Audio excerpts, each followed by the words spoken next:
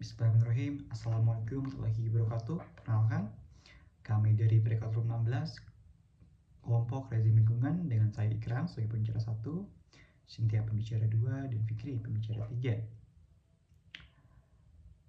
Baik, terima kasih kesempatannya kepada Dewan Juri. Akan saya mulai. Teman-teman, perlu dipahami, Indonesia telah berjanji pada dunia untuk mencapai net zero emission pada tahun 2060. Di sisi lain, hari ini 80% energi kita berasal dari energi kotor atau energi fosil. Ini bukan sekedar statistik, ini adalah sebuah kontradiksi besar yang menjadi inti dari perdebatan kita. Kita terikat pada perjanjian Paris, namun komitmen kita yang paling dekat, yaitu target 23% bauran energi terbarukan pada tahun 2035, kini sudah di depan mata dan kemungkinan akan gagal hanya dengan realisasi yang macet di angka 16 hingga 19%. Kegagalan ini memunculkan sebuah dilema fundamental.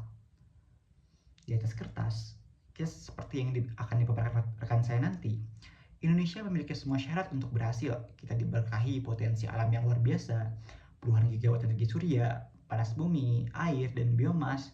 Kita juga telah menyusun tumpukan regulasi dari UU Energi hingga Perpres 112 tahun 2022, bahkan menjanjikan alokasi anggaran yang masif. Secara teori, transisi ini seharusnya berjalan mulus. Namun, realitas di lapangan berbicara sebaliknya. Seperti yang akan dibongkar oleh tim kami. Ada hambatan besar yang tidak terlihat di atas kertas. Kita menyaksikan bagaimana target energi terbarukan kita terus-menerus gagal. Kita melihat adanya laporan mengenai praktik greenwashing, ketergantungan teknologi, dan yang paling krusial, cengkraman kepentingan politik dan oligarki yang masih kuat di dalam sektor energi. Nama saya Isyam Ikram. Tugas tim kami dalam video ini adalah membedah kedua sisi dari dilema ini. Kita tidak hanya bicara soal potensi tanpa memahami hambatan, dan kita tidak bisa mengkritik hambatan tanpa mengakui potensi yang kita miliki. Rekan-rekan saya selanjutnya akan mengupas kedua sisi mata uang secara mendalam untuk memberikan gambaran utuh mengenai apa sesungguhnya yang terjadi dalam realisasi energi bersih di Indonesia. Sekian, terima kasih. Baik, terima kasih. Selamat pagi Dewan Juri, rekan tim lawan, dan seluruh hadirin yang saya hormati. Bayangkan setiap kali kita menyalakan lampu, menonton televisi, bahkan menyalakan motor. Sebagian besar energi yang kita gunakan masih berasal dari batu bara dan minyak bumi. Sumber daya itu memang memberikan terang hari ini, tapi diam-diam meninggalkan atau merusak bumi yang akan kita wariskan kepada generasi kita selanjutnya. Saya, perwakilan pembicara dari tim Pro, setuju bahwa realisasi energi bersih di Indonesia perlu dipercepat sebagai strategi menuju pembangunan berkelanjutan. Yang pertama, secara garis besar, Indonesia memiliki potensi yang sangat besar, yaitu menurut IRENA, International Renewable Energy Agency, Indonesia mencapai 3.687.000 gigawatt, di mana meliputi energi surya, energi angin, energi air, energi bioenergi, energi panas bumi, dan bahkan energi laut. Namun hingga saat ini masih sekitar 15 gigawatt yang bisa dimanfaatkan, atau bahkan kurang dari 1% dari total potensi yang ada. Artinya, percepatan realisasi energi bukan lagi pilihan, tapi kebutuhan yang mendesak agar Indonesia tidak tertinggal dalam transisi energi global, dan artinya Indonesia memiliki potensi yang sangat besar untuk pengembangan ruang energi terbarukan. Kedua, percepatan energi bersih menjadi kunci dalam menurunkan emisi karbon dan mendukung pembangunan berkelanjutan. Fakta di lapangan menunjukkan bahwa ketergantungan terhadap energi fosil menyebabkan pencemaran udara dan penyakit, serta dampak yang serius bagi masyarakat. Contoh kasusnya adalah, yang pertama, PLTU batubara di Cilacap menyebabkan pencemaran udara dan penyakit pernapasan pada warga sekitar. Yang kedua, tumpahan minyak Montara di Laut Timur di tahun 2009 menyebabkan pencemaran laut dan pesisir yang membuat ribuan nelayan di NTT kehilangan mata pencahariannya. Yang selanjutnya adalah ledakan kilang minyak Balongan di Indramayu pada tahun 2021 membuktikan bahwa energi fosil bukan lagi solusi berkelanjutan dan bisa meningkatkan dan bisa berisiko terhadap keselamatan manusia. Karena itu, Indonesia harus segera mempercepat energi bersih untuk mencapai tujuan berkelanjutan, khususnya pada tujuan ke-7, energi bersih dan terjangkau, dan tujuan 13, aksi iklim. Tanpa EBT, Indonesia akan tergantung pada energi fosil yang dapat merusak lingkungan, dampak laut, kemudian kesehatan masyarakat itu sendiri. Dan juga pembakaran batu bara dan minyak telah menyumbang 35% emisi karbon nasional, sehingga kita bisa rasakan saat ini pemanasan global yang begitu drastis dan mengancam kesehatan manusia. Rekan tim lawan yang saya hormati, kita harus sama-sama membuka diri dan membuka mata kita tentang adanya dampak negatif energi fosil yang kita gunakan. Yang ketiga, beberapa daerah sudah membuktikan bahwa energi bersih dapat berdampak positif, seperti NTT pada program Sumba Iconic Island telah mengembangkan PLTS dan PLTMH di desa terpencil. Dampaknya adalah bisa meningkatkan elektrifikasi dari 24% menjadi 70% di tahun 2023, sehingga masyarakat di sana bisa menjalankan usaha seperti penggilingan, toko, hingga pemanfaatan dalam pertanian.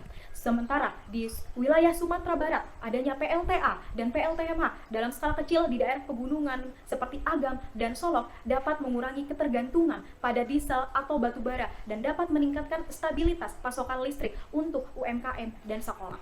Dan pada wilayah Sulawesi Utara adanya pembangkit listrik tenaga panas bumi atau PLTP Lahendong di Tomohon memberikan dampak penyediakan listrik ramah lingkungan sebesar 120 MW sehingga dapat mengurangi emisi karbon dan menekan biaya produksi. Keempat, transisi energi bersih juga memberikan dampak langsung terhadap pertumbuhan ekonomi hijau dan membuka lapangan pekerjaan baru. Menurut data IRENA, International Renewable Energy Agency, sektor energi terbarukan mampu menciptakan lebih dari 1 juta lapangan kerja di kawasan Asia Tenggara termasuk Indonesia. Hal-hal tersebut yang bisa kita lihat dampak positifnya rekan tim lawan. Sehingga harapan saya kita bisa sama-sama pro terhadap energi terbarukan. Kemudian yang kelima adalah dari sisi kebijakan, pemerintah perlu mengarahkan fokus pada percepatan investasi sektor energi terbarukan, pemuktahiran data, kemudian pemetaan potensi EBT, serta penguatan infrastruktur grid antar wilayah, di mana seperti lokasi-lokasi strategis, Sumatera, Sulawesi, dan Nusa Tenggara. Kemudian memberikan kemudahan untuk izin untuk mempercepat menuju transisi energi hijau. Dengan langkah-langkah tersebut, Indonesia tidak hanya mengejar target bauran energi sebesar 23% di tahun 2025. Indonesia akan bisa menjadi memimpin energi bersih di Asia Tenggara, sekaligus mewujudkan masa depan yang adil, berkelanjutan, dan ramah lingkungan. Terima kasih. Salam lestari. Terima kasih atas waktunya, Dewan Juri yang terhormat, serta hadirin yang berbahagia. Pada kesempatan ini, saya mengambil sikap kontra terhadap mosi realisasi energi bersih di Indonesia. Hingga Oktober 2025, implementasi energi baru dan terbarukan atau EBT di Indonesia baru mencapai 16%, jauh dari target nasional 23%. Secara prinsip, penerapan EBT memang baik, mengurangi ketergantungan pada energi kotor seperti batu bara dan minyak. Namun, di balik itu masih ada banyak persoalan yang perlu kita kritisi bersama. Laporan dari Satya Bumi memetakan 6 konglomerasi dan 44 korporasi besar di sektor energi. Menariknya, ada 28 individu berpengaruh secara politik yang terlibat di dalamnya, baik melalui afiliasi partai, hubungan keluarga, jabatan di BUMN, bahkan tim pemenangan presiden. Artinya, transisi energi kita masih belum sepenuhnya bersih, karena masih dikendalikan oleh kepentingan politik dan ekonomi dari kelompok tertentu. Meski sudah ada 25 regulasi dalam 13 tahun terakhir, oligarki energi kotor masih bercokol, menciptakan apa yang disebut dengan solusi palsu. Banyak perusahaan yang mengklaim diri beralih ke energi hijau, tapi kenyataannya masih bergantung pada batu bara. Contohnya, grup Barito Pacific. Di satu sisi, mereka mengelola PLTP Wayang Windu di Jawa Barat, pembangkit panas bumi. Namun di sisi lain, mereka tetap memiliki bisnis tambang batu bara di Kalimantan Tengah. Ini menunjukkan bahwa transisi energi di Indonesia masih setengah hati lebih ke arah pemenuhan target angka, bukan perubahan yang mendasar. Selain itu, banyak industri melakukan greenwashing atau pencitraan hijau palsu. Misalnya, PT Alam Tri Resources Indonesia, sebelumnya dikenal sebagai Adaro. Perusahaan ini menggunakan jargon responsible carbon, seolah-olah ramah lingkungan. Padahal, bisnis ini intinya tetap berlandaskan pada batu bara, penguasaan lahan, dan kedekatan dengan kekuasaan. Mereka menampilkan wajah hijau di luar, tetapi masih meninggalkan jejak kotor di dalam. Dampak dari praktik semacam ini juga nyata dirasakan masyarakat. Contohnya, PLTP Wayang Windu yang tadi disebut dilaporkan menyebabkan longsor di kawasan Cibitung, Bandung Selatan. Beberapa keluarga kehilangan tempat tinggal, dan tidak semuanya mendapat santunan yang layak. Artinya, transisi energi yang tidak memperhatikan aspek sosial dan keadilan lingkungan bukanlah transisi yang benar-benar hijau. Dalam konteks global, posisi Indonesia seringkali hanya menjadi pasar bagi teknologi negara lain. Jepang misalnya, menawarkan teknologi biomasa, gas alam cair, dan carbon capture. Namun di baliknya, biomasa bisa memicu deforestasi, gas alam cair masih bisa berbasis fosil, dan teknologi carbon capture masih mahal serta belum efektif. Artinya, kita belum mandiri dalam inovasi energi bersih. Sebagai kesimpulan, energi bersih memang penting dan bermanfaat. Namun, realisasinya di Indonesia masih dibayangi banyak masalah. Mulai dari kepentingan politik, dominasi oligarki energi kotor, greenwashing, ketidakadilan sosial, hingga ketergantungan teknologi asing. Kalau hal-hal ini tidak diselesaikan, maka energi kita hanya tampak bersih di permukaan, tapi masih kotor di dalam sistemnya. Demikian dari saya, terima kasih. Dewan Juri yang terhormat, melalui pemaparan tim kami hari ini, kita telah melihat dua wajah yang saling bertentangan dari realisasi energi bersih di Indonesia. Di satu sisi, kita telah melihat potret yang penuh harapan dan potensial. Rekan kami telah memaparkan betapa kayanya Indonesia akan sumber daya terbarukan, puluhan gigawatt dari energi surya, panas bumi, air, dan biomasa. Kita juga melihat bahwa landasan hukumnya telah disiapkan dari Undang-Undang Energi, Peraturan Pemerintah, hingga Peraturan Presiden Nomor 112 Tahun 2022, bahkan didukung komitmen anggaran ratusan triliun. Di atas kertas, jalan kita menuju transisi energi tampak jelas dan menjanjikan. Namun di sisi lain, kita juga dihadapkan pada realita yang mengkhawatirkan.